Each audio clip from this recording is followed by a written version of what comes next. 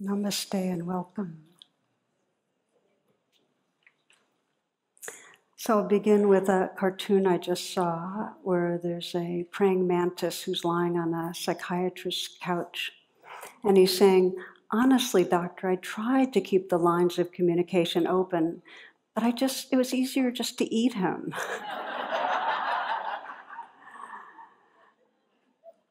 Praying mantis, you know. So it captures the predicament that really, in a way, we all regularly face, which is instant gratification. In some way, the relief that comes when we shoot off that defensive email or go to get that other second helping of ice cream, you know, continuing to obsess and plan, versus if we actually can pause and deepen attention. And I think of this as really being at the cross currents of our two evolutionary forces. And one is really the evolutionary force, if you think of the perspective of time, that's from the past, which is that the path of least resistance, it gives us the most immediate gratification, satisfaction, relief, is what we go for. And this is the conditioning from the early parts of our brain, the primitive brain, the survival brain. The second current of our pull, really, of evolution is what, if you think of it in terms of time, it's towards our future being, our future self. It's towards the fullness of our potential. We're being pulled towards that. And that's the pathway of increasing integration and wholeness and of inhabiting loving awareness. So in this talk, what I'd like to do is investigate how our future self, which is really our evolutionary potential, is calling us, how it's drawing us towards it, and how we can be more available and responsive to that call. And we explore this really, this evolution of our hearts and minds for the sake of what feels like our personal freedom, but it's really the evolution of the species, and it's really the hope of our world, this capacity to keep on waking up. Okay, so tonight's talk, the future self. And we see these pulls not just in our individual life. We could track through a day and see how, you know, we ended up being caught up in something when we could have paused. We see it society-wide all the time. If you open up the newspaper, you'll see more of the emphasis on the survival brain. It's really limbic news, right? And that's what we mostly see. But there's other news too. So while we might see on the headlines, you know, the devastation of the planet, climate warming, what's happening, racial injustice and violence, we'll also know that there is a growing number of small groups doing what we call sometimes white awareness work, looking at racial bias, trying to wake ourselves up. Or we'll see how, I'm thinking of in Washington right now, a group I'm involved with called Minds has reached over 7,000 children in the school systems, teaching them mindfulness. This is the evolutionary pull of the future. This is us waking up. So I also want to say it's very easy to sense these evolutionary pulls of the past is bad, the limbic system's bad, and the future, which is correlated with the frontal cortex and awakening consciousness, is good. But it's not that way. I mean, if you actually think of the brain, the primitive brain is embedded in the evolving, more recently evolved frontal cortex. We need our fear, we need our anger, we need our aggression. So it's not to get rid of. It's that instead of being identified and reacting out of the limbic brain, we sense a larger sense of our being, and that part of our brain alerts us. It's a servant. It doesn't dominate us. It doesn't identify us. So that's where evolution is going, and that's where meditation and spiritual life comes in. Because not only are we designed to keep on evolving, we're designed to facilitate our own evolution by training ourselves to pay attention.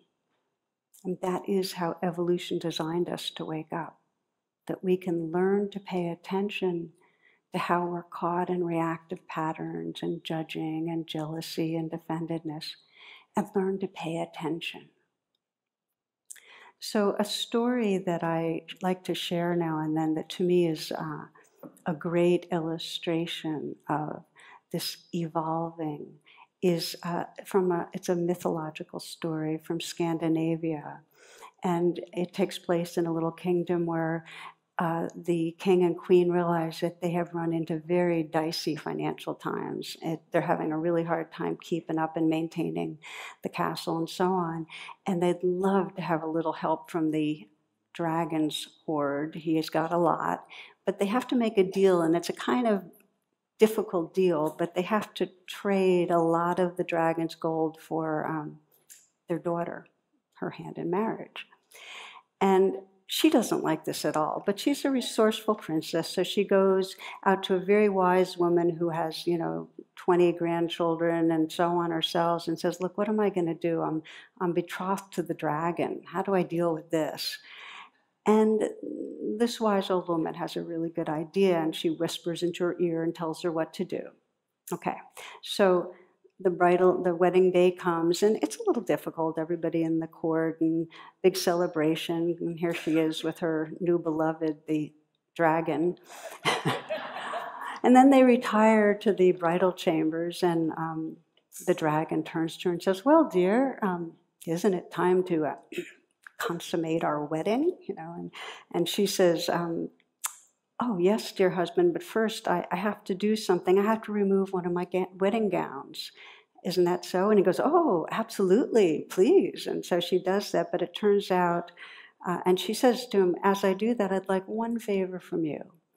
As I remove my wedding gown, I'd like you to remove some of your scales. He says, sure, fair deal, we could do that. So she takes off wedding gown. He takes off scales, but she's got another gown under it. Turns out she's done this layered fashion thing. And so she says, well, if I take off this one, you'll take off some more scales, won't you? And he goes, but of course, my dear. And he does that. Well, this goes on and on. He notices that it was the second of 10 wedding gowns that she has on.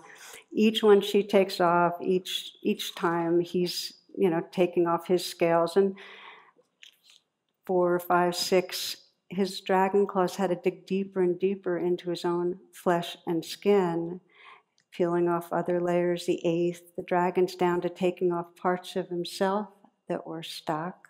Then his form begins to change. 9th gown comes off. It changes even more remarkably. And then when she takes off the 10th gown, by that time the dragon has pulled off so much of his dragonness, as that is true in many of these tales. What's left is, as you can imagine, a handsome prince, right? Okay. And so she took the advice of the old woman from far beyond the marketplace and had a very blissful wedding night. Now, so this in a way describes the practice of paying attention, that we're learning to pay attention to the scales or the coverings. And as we pay attention in a wise way, they dissolve or become increasingly transparent until the light that's within us really shines through, and we get that we weren't those scales, we're that light, that essence. If we look a little more closely at what happened in this story, his motivation to start taking off scales was love. It was for the love of the princess. The princess, in a way, you might think of as the word in Buddhism, bodhicitta, the awakened heart. She was the awakened heart that was calling him, saying, come, dear, just take off yet another set of scales, and yet another, come on, dear, So she was inviting him to de-dragonize himself and come home to his true light. A way that I like to think of this sometimes, you might imagine our awareness as this big circle, and there's a line that goes through, and what's below the line is what we're not aware of, and what's above the line is what we're aware of. And awareness by nature wants to include everything in awareness. Awareness wants to wake up. So awareness and love are guiding the dragon to keep on taking off his dragon, just so less and less is unconscious. More and more is in awareness. And so it is that as we look more closely, our process too is waking up to where the scales of confusion and delusion and grasping and hatred and so on are blocking us. Now there's a quote from Rumi that I share often, and I shared it recently out on the West Coast. And a man who's very involved with the Sufis and with Rumi poetry said, but there's one more piece to the quote. So I'm going to read it to you. Your path is not to seek for love, but merely to seek and find all the barriers, scales within yourself you've built against it, and to love them. Okay? So we're not just identifying, there's my addiction to such, and that's getting in the way, or there's my tendency to judge. Our dragonness, we're not just identifying it, we're actually bringing our hearts to it. And that makes all the difference. We're going to come back around to that. But what we are getting from this kind of evolutionary take is that the scales are just a natural part of our evolutionary heritage to protect ourselves, fight, flight, freeze, try to seek rewards. And we get caught in them. And if we don't keep on waking up, that's a developmental arrest, and then we are in suffering. And there's our potential calling us, saying, pay attention with love to what's here. Now, as you know, there are challenges we all encounter. I mean, every one of us is on this path of recognizing the scales and letting go and discovering the light that's there. We're all on that. But the challenges are very real. And one of the challenges is those scales come from underneath the line, so they're usually unconscious. We don't even notice half the time that we're actually playing out our personas. You know, the word personas from the Greek theater, it's a mask that we wear. We're not even aware of it a lot of the time, how we make little exaggerations or lies to impress people in a certain way. Sometimes we tell people, how hard things are, how hard we're working, or, or how much we've accomplished, or things that make us look good. So many moments, what we are expressing to another is contrived to have a certain response. It's not spontaneous, but it's such a unconscious habit we don't even notice that we're presenting a certain persona. So we start noticing that a lot of the times things are happening and we're not really being truthful or honest. And even when we do, they're defending our interests in a way that it's just a reflex almost to be defensive. It's a reflex to grasp. Story of two guys with dogs, and they're talking, and one says, "Hey, let's go across the street and get a cup of coffee at that cafe." And the guy says, "We can't, we've got dogs." They had one Chihuahua, they had a Doberman. And the guy with the Doberman says, "Oh, that won't be a problem, don't worry about that. Just do what I do." So he puts on a pair of really dark glasses, and he goes across the street to the cafe, and the waiter says, "Sir, we don't allow dogs." And he says, "It's a seeing eye dog. It's a Doberman." Wait a minute, Dobermans aren't usually seeing eye dog. This is an experiment, it's working, so shows him a seat. The other's across the street, and he's very nervous, but he decides, okay, I'm going to pull it off, I'm going to do it. So, that he wanted what he wanted. He wanted a cup of coffee, so puts on his sunglasses, and he walks in. "Sir, no dogs are allowed here." "Ah, but this is a seeing eye dog." "But sir, that's a Chihuahua." "What? They gave me a Chihuahua?"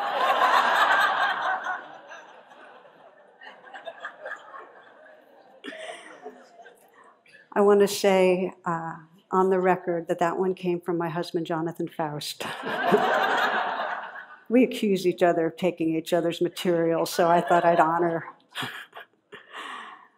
Okay, so the influences that make it challenging, unconscious, this reflexive behavior, the limbic responds way, way more quickly to situations than the frontal cortex. So before we even know it, we've lashed out in blame, or before we even know it, we've begun defending ourselves in some way.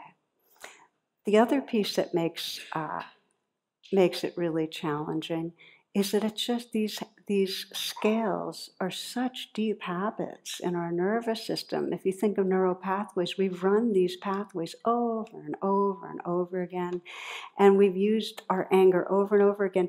And by the way, even though in an evolutionary sense, our scales don't serve us, until we wake up to them, in the short term, they feel better. We feel protected, we feel gratified in the short term. And that's why they stay being habits. So we're attached to using our anger to get our way, or to overconsume, to soothe, or to appear a certain way. We want to appear a certain way in order to impress or to attract others. So we're very caught in these habits. And again, by illustration, there are two priests that, as you know, normally do wear habits, but they were on this vacation in Hawaii and decided, let's have some fun. Let's take off our habits and just be like everybody else. So they land, they buy some outrageous kind of shorts and sandals and sunglasses and so on. Next day they're on the beach in their tourist garb, kind of excited about it, presenting another who they are to the world. These two very lovely looking women go passing by with bikinis, and they're staring, but then right as the blonde passes them, she smiles and nods and says, "Good morning, Father. Good morning, Father." How in the world did they know we were priests, So the next day they go back to the store and they buy even more outrageous garb. I mean, they look like up to the T tourists, hats, the whole deal. So they're sitting there, and once again, these same two come by, and as soon as they walk by them, they go, "Oh, good morning, Father. Good morning, Father." So they couldn't stand it. They said, so we're priests, you're right, and we're proud of it, actually, but I have to know, how did you know that we were priests? The young woman replied, "Father, it's me, Sister Angela."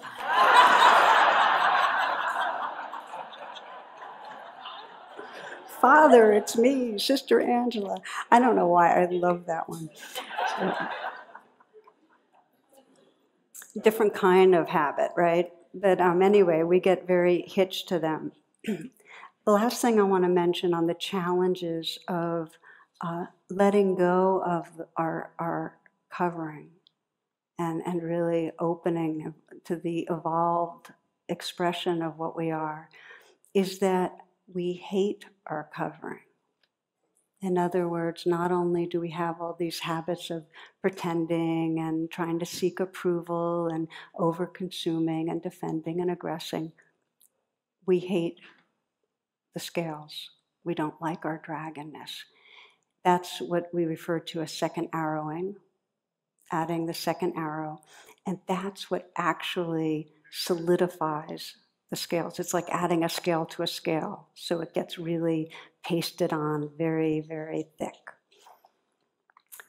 So then the question is, what really serves us in evolving? How do we, on purpose, turn towards the awakened heart-mind? How do we love ourselves into healing? Because remember, you cannot rip off the scales. You can't hate the scales and judge the scales into falling off. So the good news is that our future self, or our evolved beingness, that bodhicitta perceives where there's blocks, perceives the blocks. There's something in us that knows, oh, by not forgiving, I'm staying small. Or by spending my time grasping after this addiction, or defending, or lashing out at somebody I care about. There's something in us that knows, beyond the fact that we don't like it, just knows in our hearts that it keeps us from being who we can be. That is our awakened heart-mind. That's our future self calling us. So this is really where the practice of rain comes in. Because rain, or any, and by the way, when I say rain, it's the weaving of mindfulness and compassion. Bringing together mindfulness and compassion is what ends up calling us back to really inhabiting the fullness of who we are. I'll give you an example of how it really is kind of our future self calling us home. And I thought I'd share a story from my own life. I might have shared it a few years ago, but it was a very, for me, it was a very powerful learning. The background is that when I first met my husband, Jonathan, so I think it was about 13 years ago.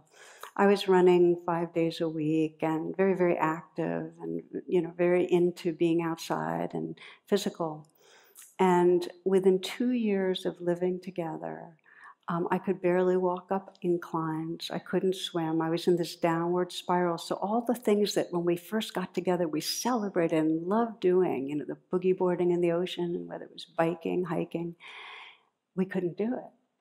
And I remember coming back from a particular time where we had taken some time off on Cape Cod and I hadn't been able to participate. We had friends visiting us and they all would go off and do things and I couldn't participate. And when I got back here to Washington, I was feeling very depressed. I was feeling distanced from him, not connected. I was feeling irritable.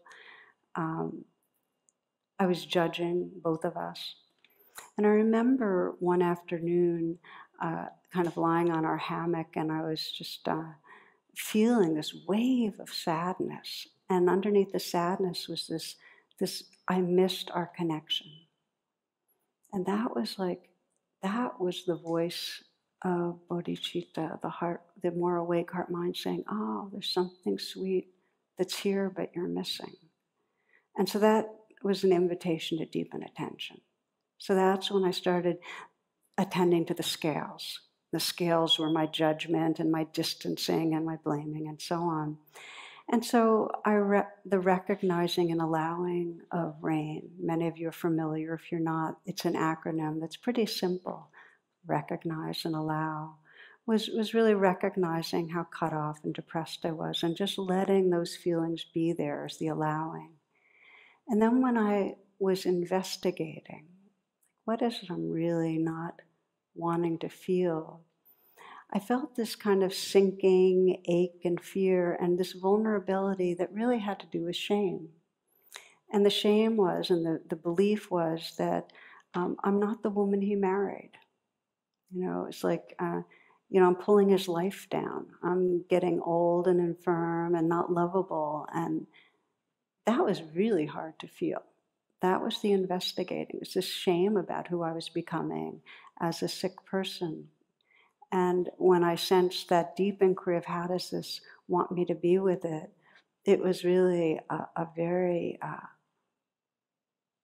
full and tender and caring presence. So as many of you know, this is my practice of self-metta or self-love, is to put my hands on my heart and really offer in a tremendous amount of presence and care. So this is really where the sense of my evolved future self, my awake, loving heart was really bathing the place of shame and insecurity. Okay, and the more that I sat there and held that place, the more I became that place of caring presence. Now, a few comments on this. Well, first I'll share that back, just so you get, I don't leave you hanging on the relational piece, that when I did go back, I felt like once I was resting in a larger space of heart-mind, I could name the vulnerability and be real with Jonathan, and that let him name his own feelings of powerlessness and fear of what was happening and how could he do more and he wasn't doing enough. And in that sharing of vulnerability, it actually brought us so much closer than we had been by me being in my scaled place and him being in his scaled place of feeling powerless and kind of covering it over with worry. But I want to make a comment on really how I was responding in an evolutionary way to whether you call it my future self or you call it bodhicitta, the awakened heart mind, that what even alerted me to deepen my attention to the scales was some tender, sad, loving place that wanted to reconnect. And we all have that longing in us. If we listen, in each of us, there's a longing to love well, to not hold back our love. And that is the call of our future self. And then by paying attention to the scales, they started getting more transparent, and I could reopen to inhabiting that loving presence. So where I want to go to now is how we can facilitate that process, each of us, and when we run into suffering, more quickly turn to our evolved self. Not get so waylaid in being dominated by the limbic system, dominated by our fear, by our anger, by our jealousy. How can we more quickly remember the most awake, wise, loving place in us? And there's a really interesting question that I feel like we could start paying attention to, which is, what evolutionary pole are we listening to at any moment? Are we listening to the voice of the past that's telling us what's wrong with us and others? Or are we listening to that sense of longing and possibility and care? There's a friend that wrote a story, and I want to read to you parts of it. His name's Logan Thomas, and he's right now up at IMS, the Insight Meditation Society, working. And so he wrote this as part of an article for a magazine. But he describes how he attending I think it was a 6-week retreat. No, it was a 3-month retreat. Now that's a big deal. He went into a 3-month retreat, and he just says, my first 3 weeks of the retreat were quite unpleasant, to say the least. My mind constantly wandered, usually with the self-deprecating fantasies. It then berated me for not doing it right. And this was the theme for him, that he was living with a kind of relentlessly critical mind. Okay? This is the force of his evolutionary past. So he says, I was meditating today. I got discouraged from the unrelenting thoughts. A voice then sounded in my head. It's okay, you're doing great. It takes a lot of courage to do what you're doing. You're not alone. The unexpected wise voice spawned a river of tears, and the wondering if the kindness and goodness in the voice could really be coming from inside me. I began letting go into the meditation. I felt the observer, the watcher, dissipate as I became immersed into bodily sensations. This letting go usually causes fear that I'll lose control and that something or someone will harm me. But I heard the wise voice saying so reassuringly, it's okay, it's okay. Let go, it's okay. I reluctantly trusted it, letting my guard down. The voice met my vulnerability with a mellifluous, there, you're not alone anymore. I lost it. I cried my eyes out. I fearfully wondered if this wise voice would ever leave me. I promptly heard, I'm not going anywhere. I lost it again. The sheer kindness, wisdom, and support of the wise voice tapped the depths of my reservoir of tears. Then it hit me. Is this voice me?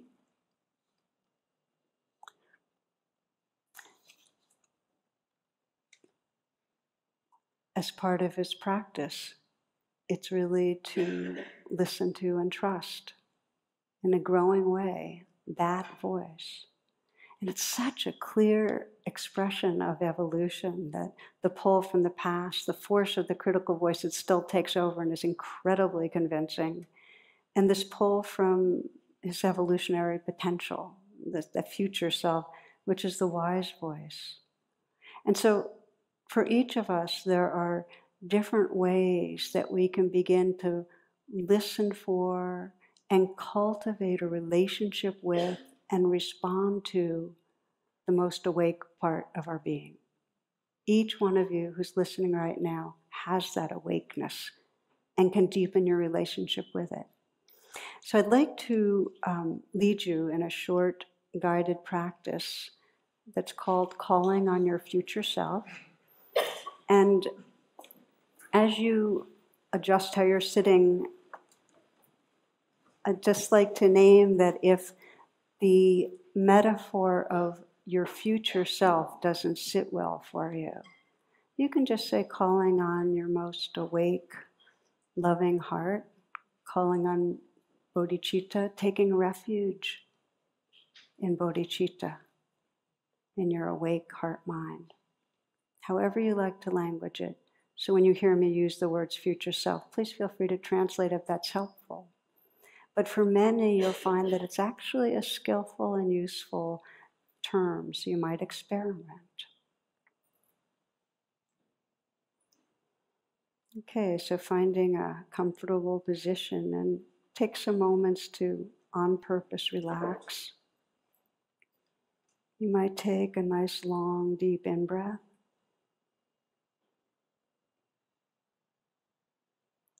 And then a slow out-breath.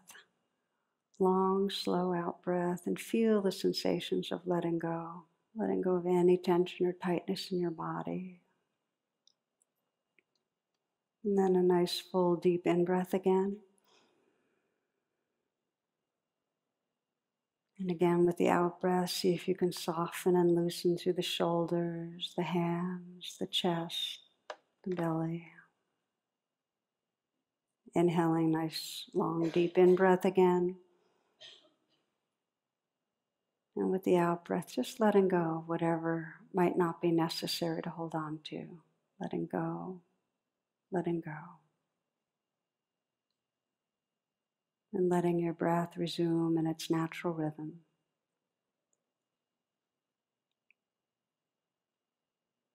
You might imagine that you could journey forward in time, that you're going to encounter your future self, maybe 10 years. Just an older, awake, evolved version of yourself.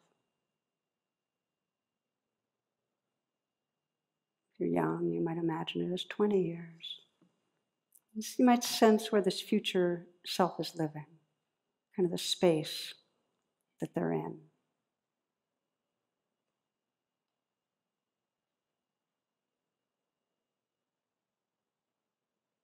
What they look like.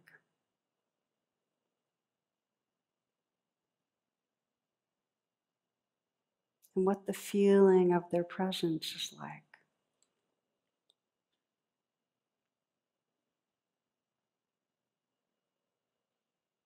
Let yourself take that in.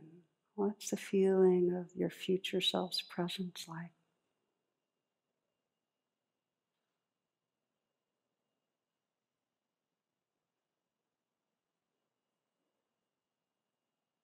You might let them know about something going on in your current life where you're aware of scales, barriers, some difficulty perhaps at work or relationships, something to do with your own behavior that's challenging. Just kind of put that forward and let that be included in the awareness of your future self. Sense their guidance. Sense how they perceive it, and whatever wisdom they might have to offer, whatever heart message.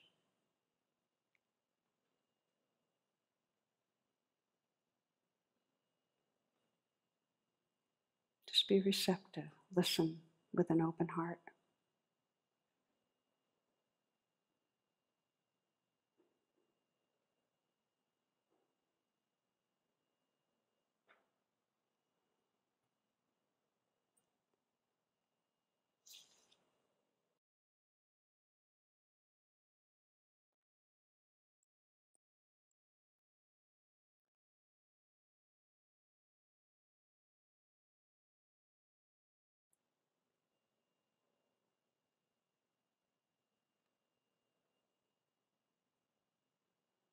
Before leaving, find out if there's a message your future self wants you to leave with. Something that will serve you in the moments of your current life.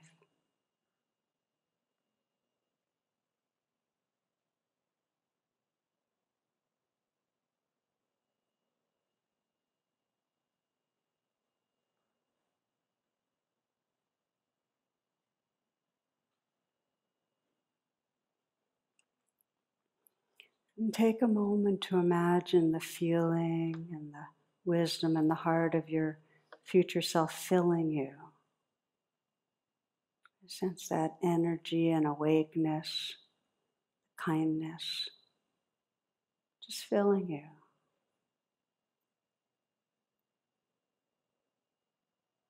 And the possibility of remembering what this is like, connecting with it during your daily life.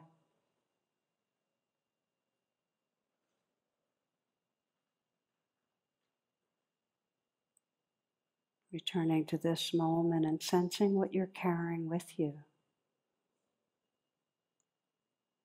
Sense the presence and aliveness of your awake heart-mind right here and now.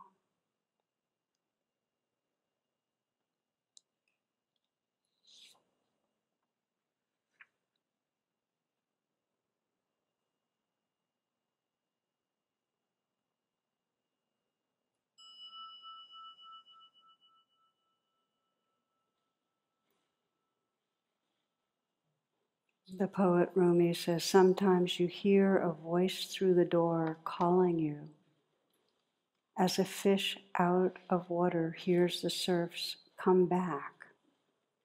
This turn toward what you deeply love saves you.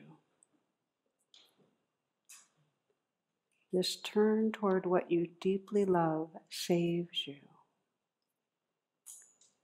So this is really the energy and vector of our evolutionary unfolding, that the more we feel a sense of longing, a sense that we really yearn to be all that we can be, to live from loving presence, the more we learn to turn towards that, to call on that, to listen to the messages from that, to respond to it.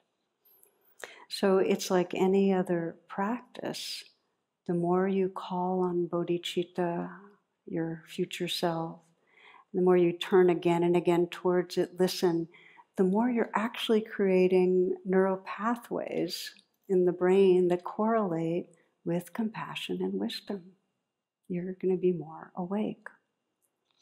So in my own life, over the last many months and so on, I've kind of been experimenting with ways of doing this. And so it's a regular practice that I'll be in some way sense some squeeze of identifying as a separate self, some squeeze of small-mindedness where I'm, circling in worry or I'm judging or whatever way caught. And I'll just say, okay, what's it like from the perspective of my more evolved being? And I actually imagine awareness like up in the corner of a room, kind of looking down, or in front of me, looking down and at me, and just sensing, well, what's that perspective? And I'll sense the perspective that's perceiving this particular constellation of thoughts and feelings and not judging it, but just very aware, oh, these are the scales I'm identified with. And so as I sense that perspective, as I'm calling on that, in a way I'll be listening for a message. And the message is almost always relax, surprise, surprise, be kind, be here, pretty much those three things. Relax, be kind, be here. When dust is dust, none of this circling in the brain matters. Just be here, be kind, relax. And then as I sense the message and as I sense that bigger presence, there is a natural releasing of the scales. We're really releasing the identification with the scales and a very spontaneous inhabiting that more evolved dimension of my being.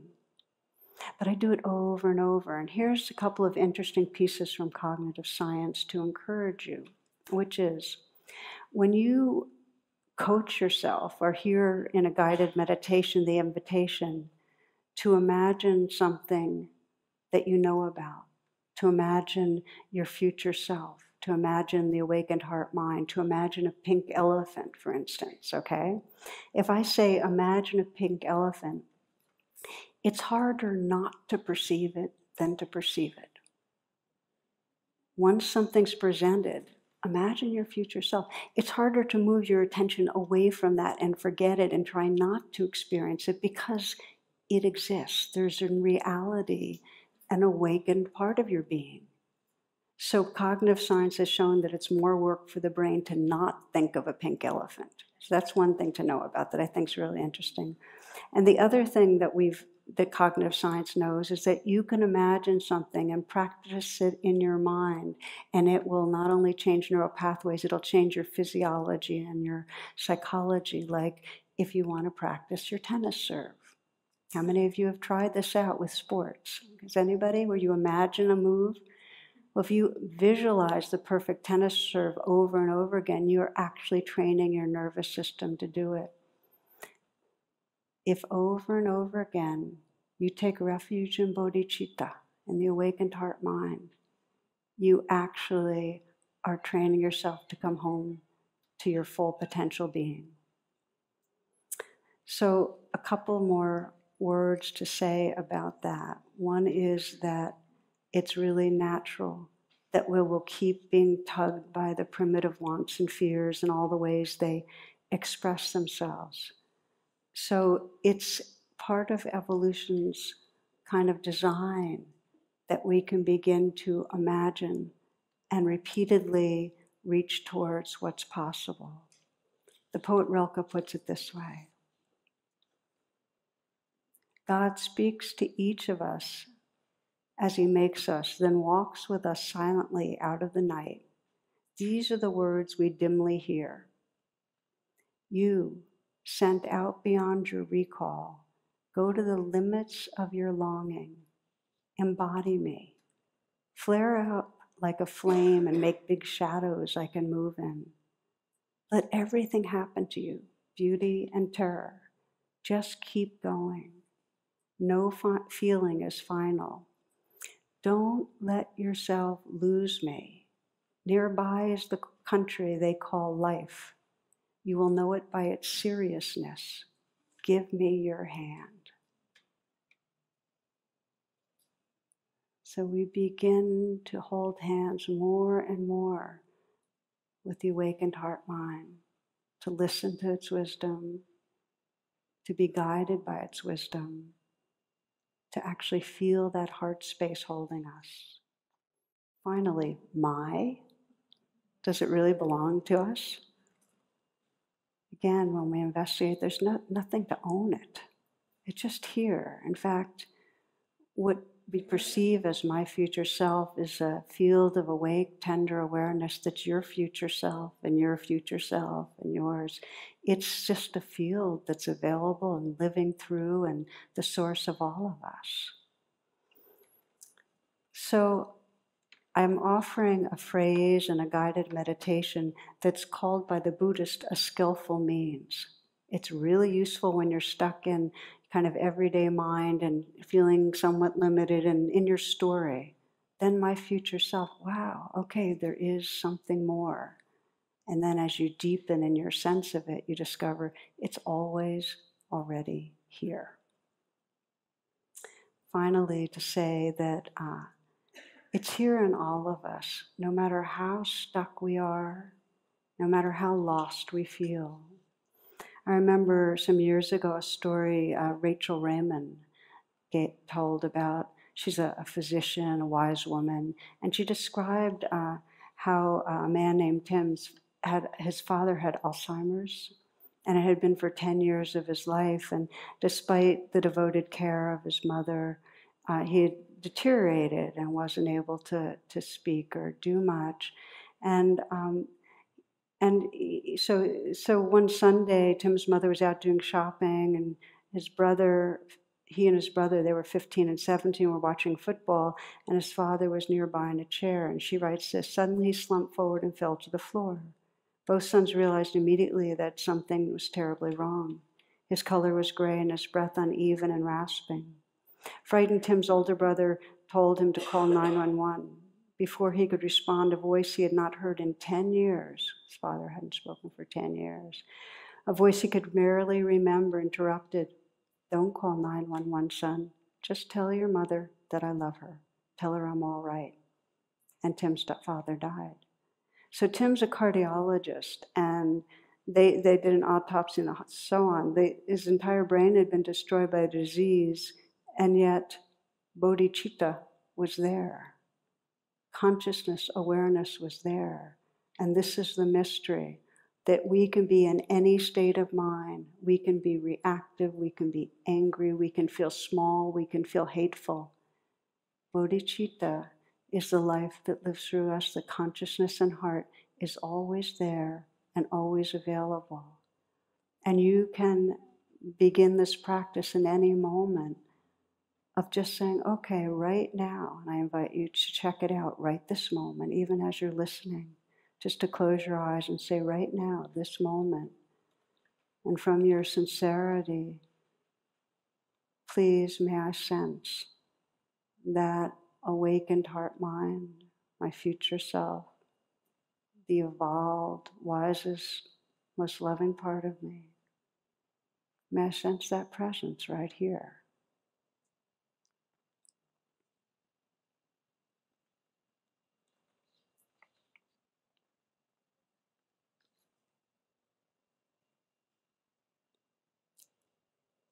And to the degree that you feel that sincerity and you bring your full attention, you find it there. And you also find that, you can open your eyes if you'd like, this shines through spontaneously regardless of calling on it. I think of children, and I think of the light that shines through children, and I'll read you just a few responses children gave to the question, what does love mean? And these are 4 to 8-year-olds, okay? One little girl said, when my grandmother got arthritis, she couldn't bend over and paint her toenails anymore. So my grandfather does it for her all the time, even when his hands got arthritis too. That's love. Another one, when someone loves you, the way they say your name is different. You know that your name is safe in their mouth. Another one, love is what's in the room with you at Christmas if you stop opening the presents and just listen. When you love somebody, your eyelashes go up and down and little stars come out of you.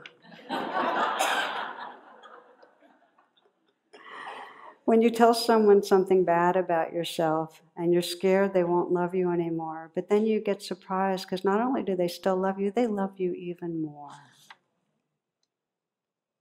You really shouldn't say, I love you, unless you mean it. But if you mean it, you should say it a lot. People forget. So we'll close now with just taking a few moments again to reconnect.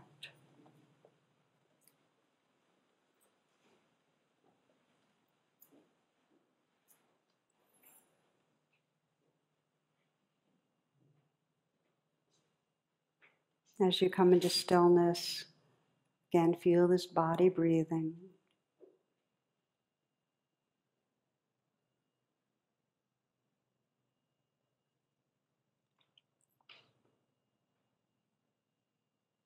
Sense in these moments that you're, again, calling on your future self, most awake expression of your heart and mind.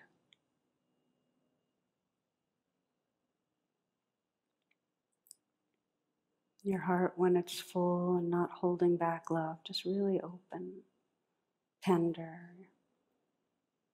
Bring to mind a dear one, someone you care a lot about.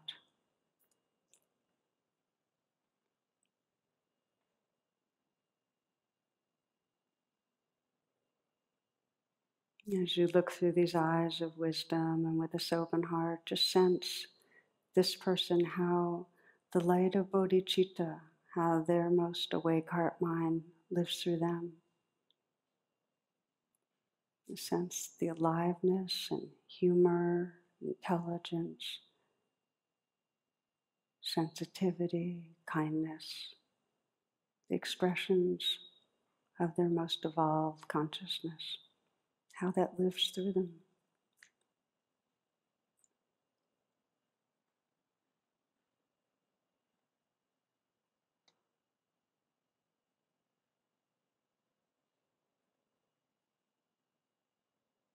And as you sense this, you might imagine in some way letting that person know, being a mirror, just your experience of their awakened heart mind, what you love.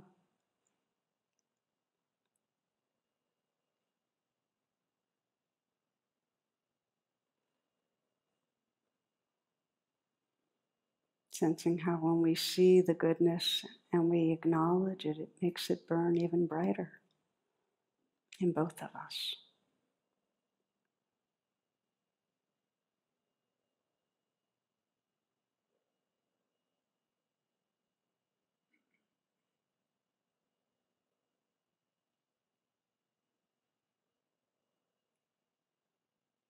And from that same awake heart mind, just experiencing the life that's right here that you call self. Sensing how this loving, this awakeness lives through you in this moment.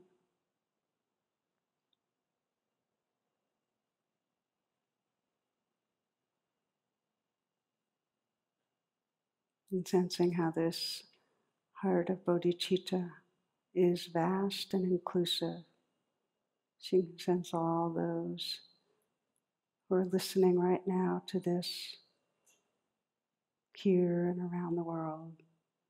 All those that feel that longing to really manifest their fullness.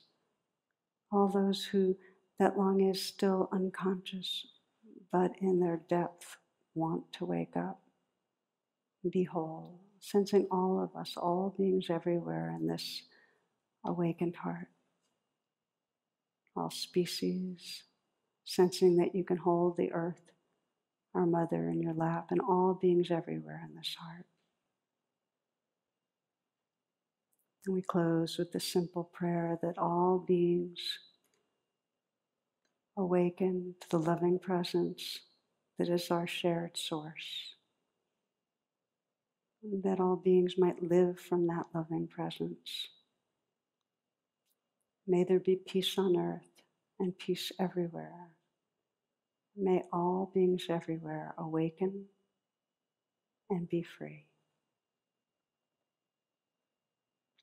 Namaste and thank you.